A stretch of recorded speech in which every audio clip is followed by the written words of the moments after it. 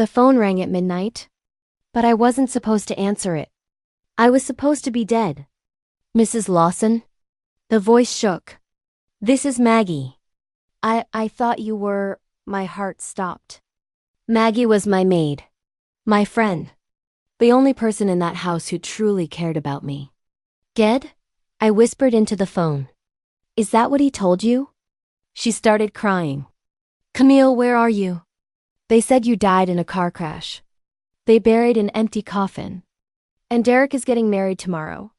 The phone slipped from my hands. Let me take you back to where this nightmare began.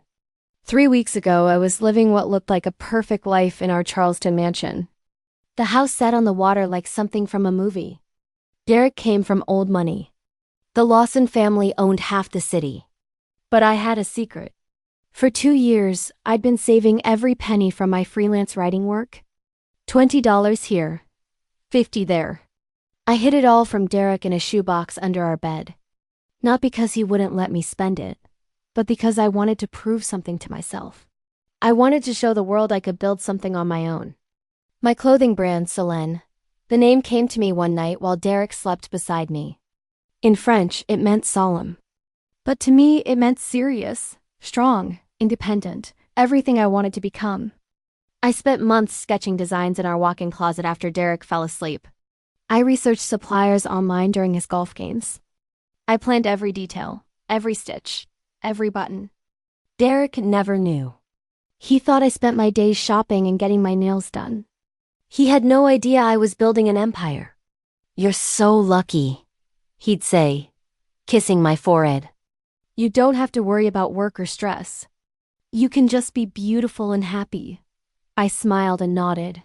But inside, I was screaming. I wasn't just a decoration. I wasn't just a pretty face to hang on his arm at charity events. I had dreams. I had talent. I had fire burning in my chest that no one could see. The morning I left for New York to finalize my first collection, Derek made me breakfast. Pancakes with strawberries. My favorite. I'm going to miss you, he said, pulling me close. Drive safe, sweetheart. I love you more than life itself. Those were the last words he ever said to me. The last lie he ever told me. I should have seen the signs. The way he'd started working late. The new cologne that smelled expensive. The way he smiled at his phone when he thought I wasn't looking. But I was too busy dreaming about my future to notice he was planning my death. The drive to New York should have taken 6 hours. I was listening to music, thinking about my meeting with the manufacturer. My designs were spread across the passenger seat. Pictures of dresses that would soon hang in boutiques across the country. I was so happy. So hopeful.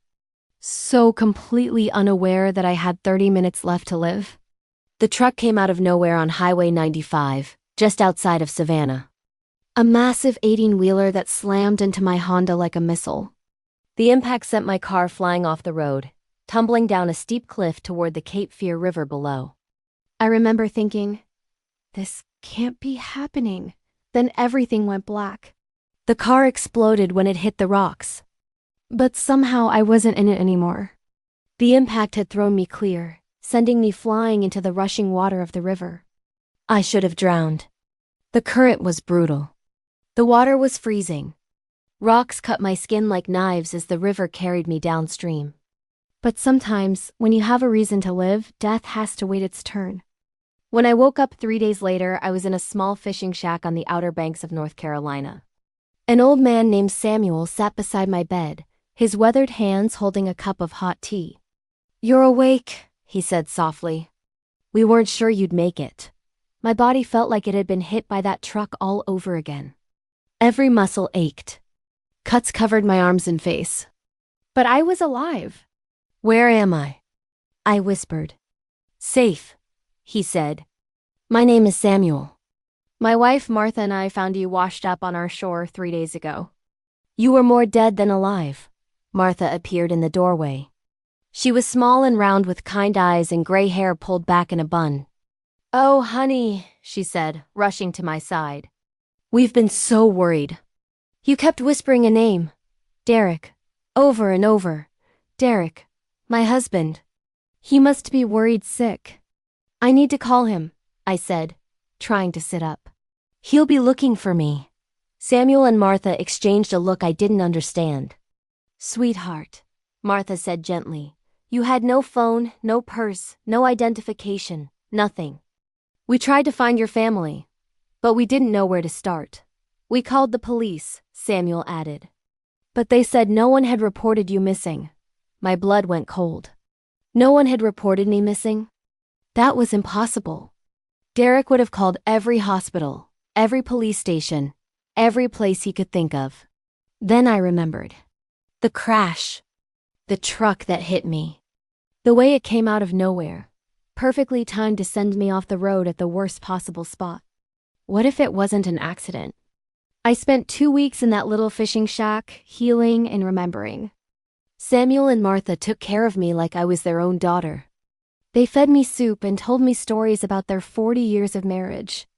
They showed me what real love looked like. During the day, I helped Martha with her garden.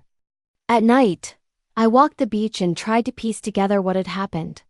The truck driver hadn't stopped. Hadn't checked if I was alive. He'd just driven away like nothing happened. That wasn't normal. That wasn't what an innocent person did after an accident. On my 15th day there, my memory came flooding back like a dam bursting. I remembered everything. The crash. The water. The way the truck had seemed to aim for me. I remembered something else too. Something I'd pushed to the back of my mind for months. Derek had been different lately, distant. He'd started staying out late, claiming work dinners. He'd begun taking calls outside, saying they were business. He'd stopped looking at me the way he used to. And there was something else. Something I'd overheard him saying to his lawyer about his family's will. The Lawson fortune came with strings attached. Derek couldn't remarry as long as I was alive. Divorce meant losing everything. But if something happened to me, my hands shook as the pieces fell into place. That's when I called home.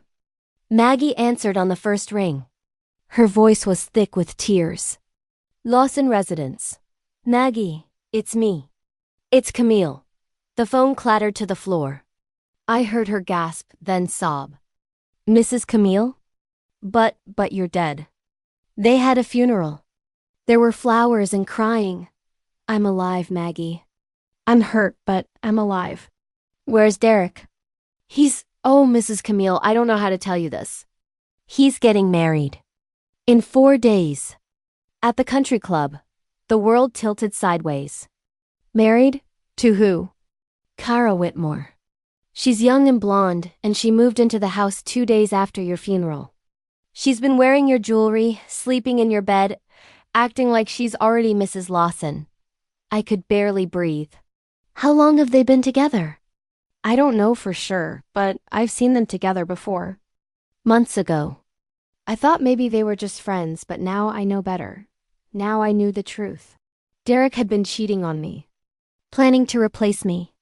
And when divorce wasn't an option, he'd chosen murder instead. Maggie, I need you to listen carefully. Don't tell anyone I called. Don't tell anyone I'm alive. Not yet. But Mrs. Camille, promise me.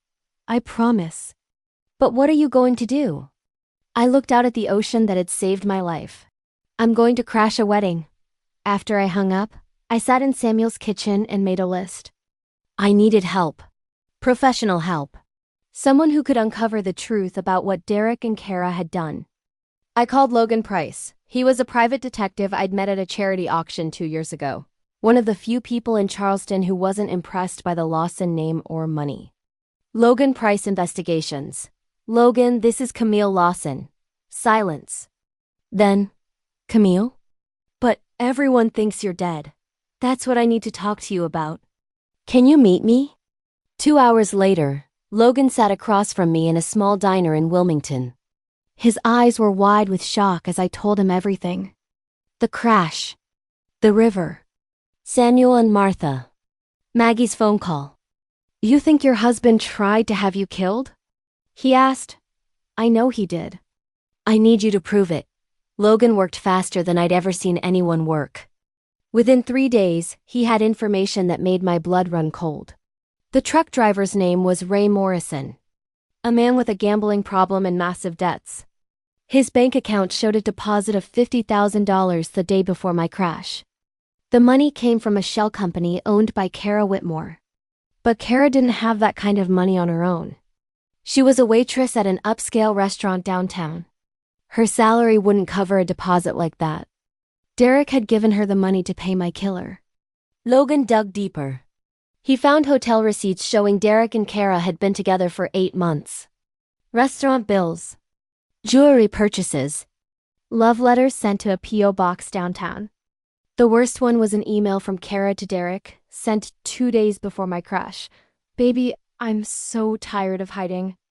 When are we going to be together for real? I can't keep pretending to be just your friend when I'm madly in love with you. I want to be your wife. I want your name. I want everything that comes with being Mrs. Derek Lawson. Make it happen or I'm walking away. I won't be your secret anymore. Derek's response made me physically sick. Soon, sweetheart. Very soon. After next week, Camille won't be a problem anymore. We'll be free to be together, and you'll have everything you ever wanted. Trust me. I've got it all figured out. They had planned my murder together. Discussed it like they were planning a vacation. What do you want to do with this? Logan asked, holding up the file. For the first time in weeks, I smiled. Really smiled. I want to give them a wedding gift they'll never forget. The Charleston Country Club looked like something from a fairy tale. White roses covered every surface. Crystal chandeliers sparkled overhead. A string quartet played soft classical music, while guests sipped champagne and whispered about how beautiful everything looked. All of it paid for with Lawson family money. Money that should have been mine.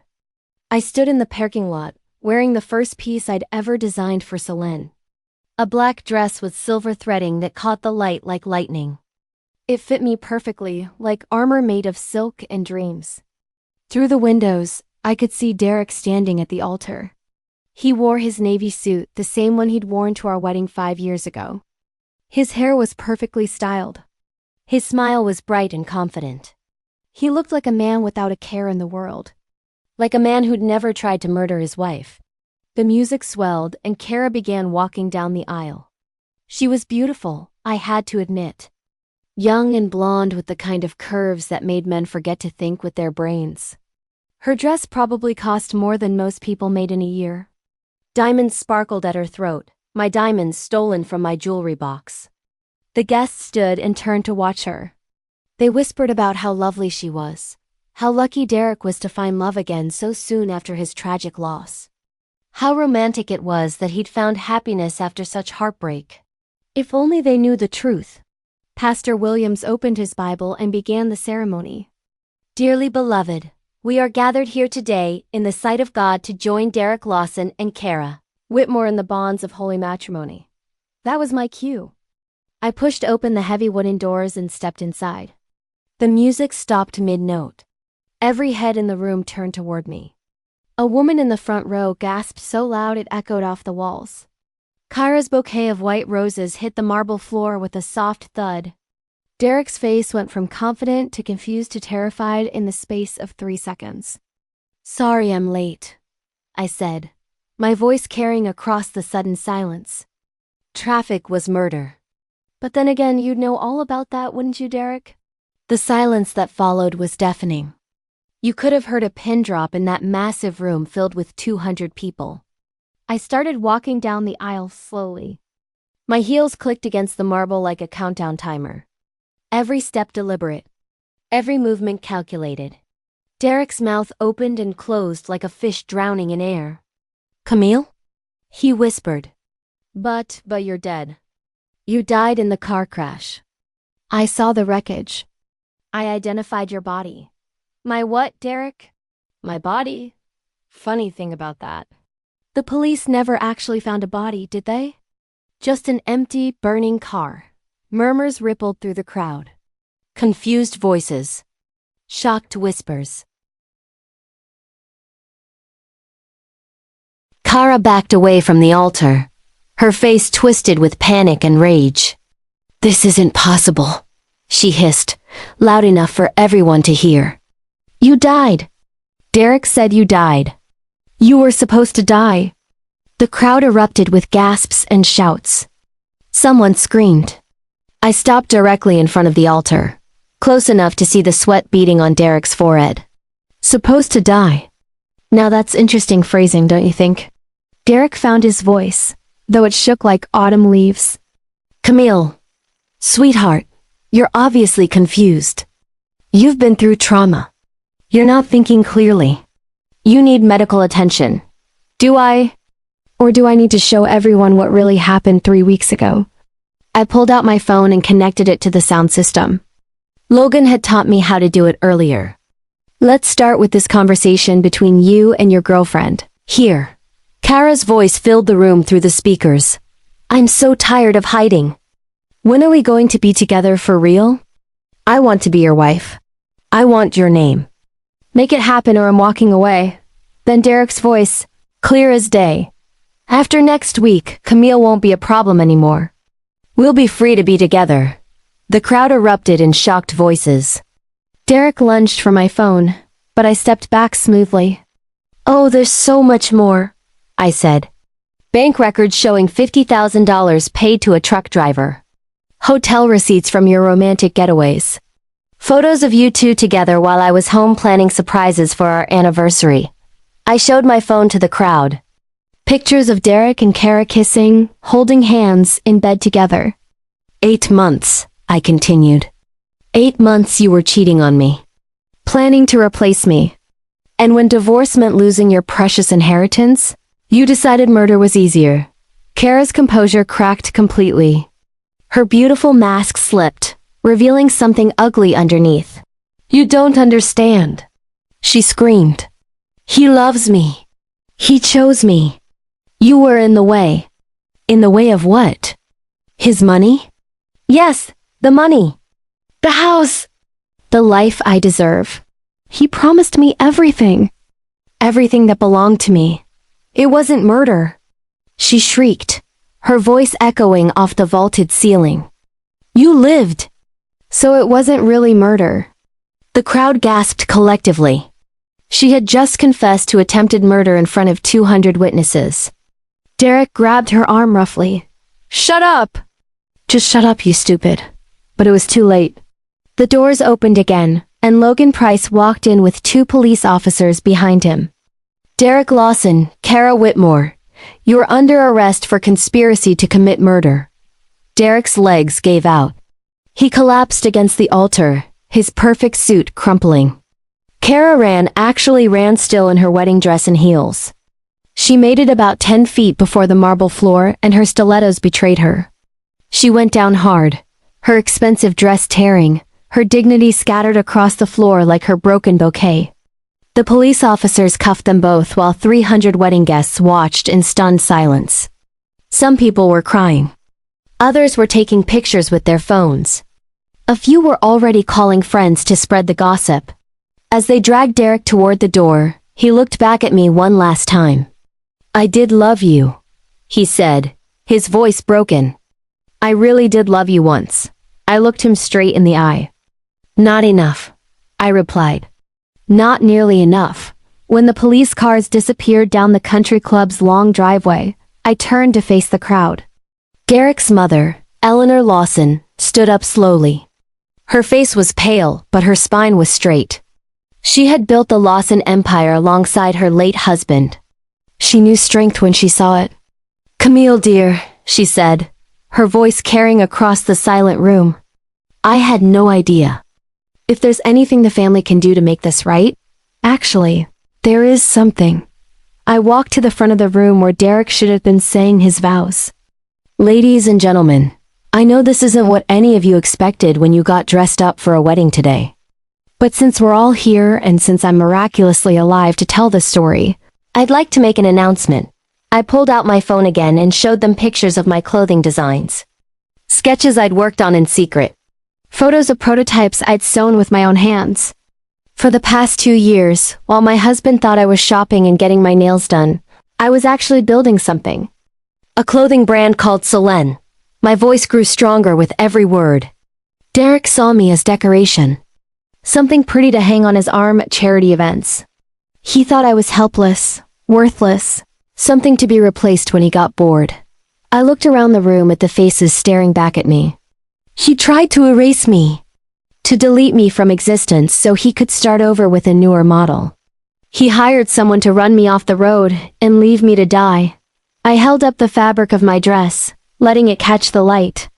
But I didn't die. And Selene didn't die. We both survived and were both stronger than ever. I looked directly at Eleanor Lawson. Mrs. Lawson, Derek used family money to try to have me killed. I'd like to ask you to help me use that same money for something better. I want to start a foundation for women escaping dangerous marriages. Women who need help starting over. Women who need to know they're not alone. Eleanor's eyes filled with tears, but she nodded firmly. Yes, I think that's exactly what should happen. And I'd like to use this beautiful venue for something better than a wedding built on lies and murder. I'd like to hold Selene's first fashion show right here next month. The crowd started clapping. Slowly at first, then building into thunderous applause. I smiled and raised my voice over the noise. Derek thought he could bury me and forget me. He thought I was weak. He thought I was nothing without him. I paused, letting the silence build. He was wrong. 6 months later, I stood in my corner office in New York City, looking out at the Manhattan skyline. Selene had just been featured on the cover of Vogue. Orders were pouring in from boutiques across the country. My designs were being worn by celebrities on red carpets. The foundation I'd started with Eleanor's help had already helped 200 women escape dangerous situations and start new lives. Derek and Kara had been sentenced to 15 years in prison. The trial had been front-page news for months. Their story had become a cautionary tale about greed and betrayal. My phone buzzed with a text from Samuel, the fisherman who'd saved my life. Saw you on the news again. That dress the actress wore to the awards show was beautiful. Proud of you, girl. The ocean gives back what belongs to it. I smiled and typed back. Thank you for teaching me that drowning isn't the end of the story. That evening I called Maggie. She was working for me now, running the Charleston office of Selene and helping with the foundation. How are things back home? I asked. Busy. Good busy. We've got 3 new women starting in the program this week. And Eleanor wants to expand the foundation to other cities. Any word from prison? Maggie sighed. Derek's begging you to visit. Says he wants to apologize properly. Make amends. And Kara? Her lawyer keeps calling, wanting to cut some kind of deal. Says she has information about other women Derek was involved with. I thought about that for a moment. Tell Derek's lawyer I'm not interested in his apologies. And tell Kara's lawyer that if she has information about other victims, she should share it with the police, not use it as a bargaining chip. Will you ever forgive them? I watched the sun set over Manhattan, painting the sky in shades of gold and pink. Forgiveness isn't about them, Maggie. It's about me. And I've already forgiven myself. For what? For not seeing who Derek really was. For trusting him with my heart. For almost letting them win. And now? Now I'm exactly who I was always meant to be. Strong, independent, alive. I paused, watching the lights of the city begin to twinkle below. Derek thought he could erase me. Replace me. Kill me and start over like I never existed. I smiled, remembering the look on his face when I walked into that chapel. But he forgot something important. You can't kill someone who refuses to die. And I refused to disappear. 3 years after the wedding that never happened. I stood backstage at New York Fashion Week. Models wearing my latest Selene collection walked the runway to thunderous applause. In the front row sat a reporter from Forbes. Next month, I'd be on their cover as one of America's most inspiring entrepreneurs. The story would tell the world about the woman who died and came back to life, who turned attempted murder into a business empire, who transformed betrayal into triumph. But the story wouldn't capture the whole truth. The truth was both simpler and more powerful than any magazine article could convey. They tried to erase me, but I refused to be deleted. They tried to replace me, but I proved I was irreplaceable. They tried to kill me, but I came back stronger than ever. As the final model walked the runway wearing my newest design, a white dress embroidered with silver waves that caught the light like captured ocean foam, I whispered the words I'd been saying every morning for 3 years. They buried me alive, but I came back to write my own ending. The crowd rose to their feet in a standing ovation.